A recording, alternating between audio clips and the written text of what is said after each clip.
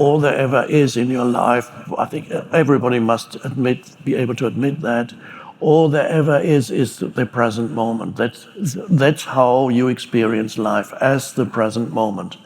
And if you disregard that and reduce it to a means to an end, or actively dislike it, then your life is dysfunctional and extremely unconscious, and you are a trouble to yourself. You create problems, you create conflict continuously. It's insane.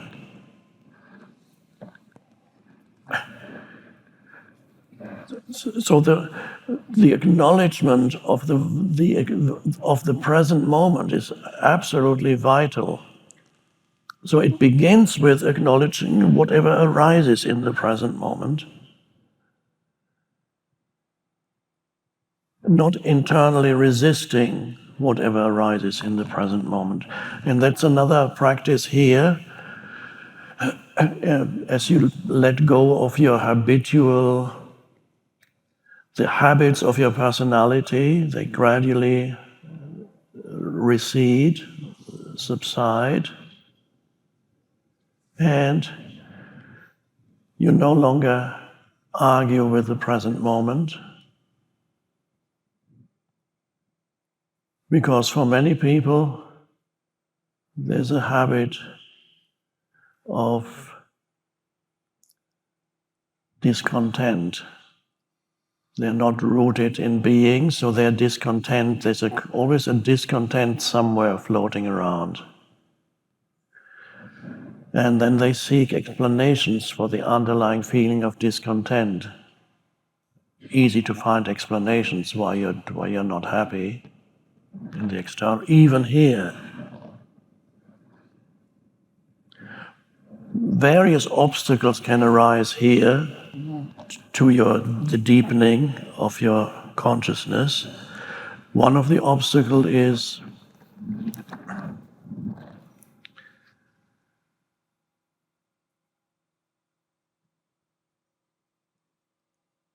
the patterns of your mind that travel with you, that are part of your personality. The patterns of your mind and the same thing, they create a reactivity to things or to people.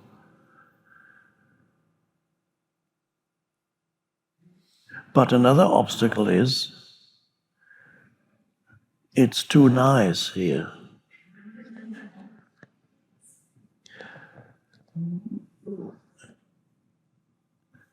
It's too pleasant. How can you awaken in paradise? Nobody would awaken in paradise. You're much more likely to awaken in hell.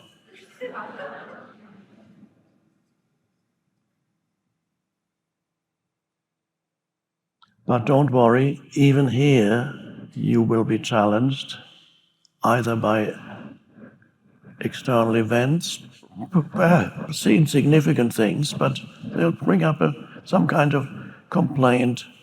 I'm not talking about complaint when something needs to be rectified, something can be done about it, but the other kind of complaining.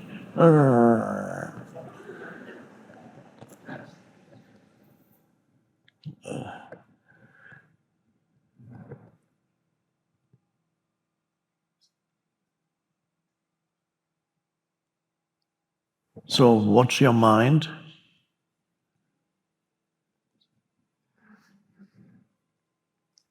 Observe patterns of reactivity and useless complaining if they arise, because complaining is an important part of many egos. For many egos, complaining is a very important part of their sustenance. They thrive on it. Criticizing, complaining, finding fault here and there. It's all part of the underlying discontent. Of something, always a sense of something not being right, something not right, something is missing, don't know what, something missing, sense of not enough, even this is not enough, this wasn't what I was expecting, I was expecting something else, there are too many people here, I was expecting something smaller. Yeah, I can't do it here. It's just too many. This isn't. Oh, it's too touristy. I don't like it here. It's there are tourists around. Tourists. But according to the latest research, tourists are actually human beings.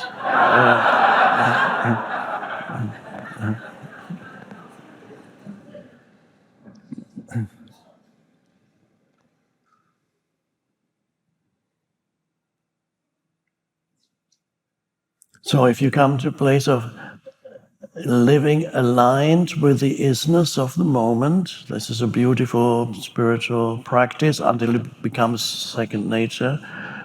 Being in alignment with the isness of now, and that means also the thinking mind slows down the more you are aligned with the isness of now. And you acknowledge the now and whatever arises in the now, including and especially the small things in the present moment. You begin to enjoy just walking from here to there, a few steps, conscious of taking one step at a time, handling an object, putting on your shoes or your sandals, making a cup of tea. You come to acknowledge the aliveness of everything, even so-called inanimate objects, because ultimately nothing is inanimate. I want to go more deeply into that during this retreat.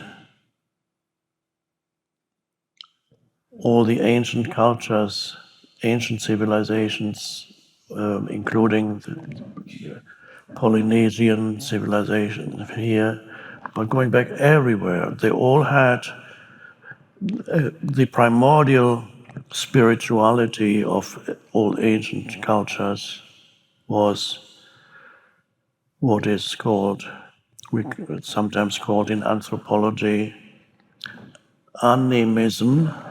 Animism means not just the belief, but the feeling or the sensing that everything in this world has a spirit,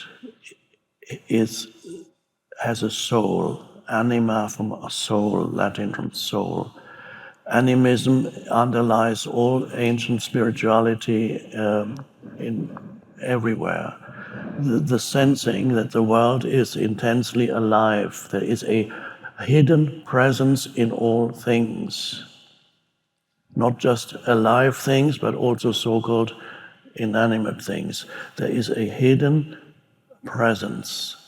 And that is, we are returning to that realization now at a deeper level. Sometimes in ancient civilizations, they interpret it as everything has a little spirit. There's a little spirit here and a spirit there. But it goes, it's deeper than that.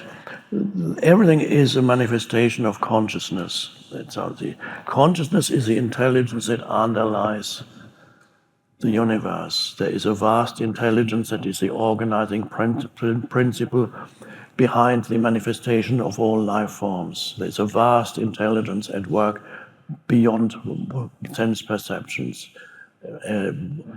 And so everything has, the Romans believed it, the Polynesians believed it, the ancient Europeans believed it, in Africa, everywhere, in China, in Taoism, all that. In Roman times, every house, they believed, had an energy field that they called the spirit of the house. And of course, in China, in Japan, you have Feng Shui, a similar thing. That still has survived from those times. since there's an energy field. Whereas for contemporary humans, the advanced humans, the world has become lifeless. That started with scientific materialism in the 19th century. And the world has become, it's not really perceived as being alive. And even the natural world was regarded as they began to regard the natural world as a commodity. So they lost that, I think, that sense of the aliveness and ultimately the sacredness of all things that is hiding beyond the appearance. And that is a terrible loss, and this is why we arrived at such a crisis point now. But that is a loss within the human, because through excessive conceptualization, the ego has grown and grown and grown, and this excessive conceptualization deadens the world around you, because everything is filtered through concepts. Every human that you meet is called something. It's filtered through conceptualization. There's no longer that sense of connectedness, neither from one human to another, nor from human to nature. And even the connectedness with an object. I've had for many years, I've had this, people, when I mention it, people think I'm a little weird. Well, I suppose I am a little weird, but for always that sense of that certain objects that I live with, they're kind of my friends. It's not an attachment, not an egoic attachment, just an acknowledgement.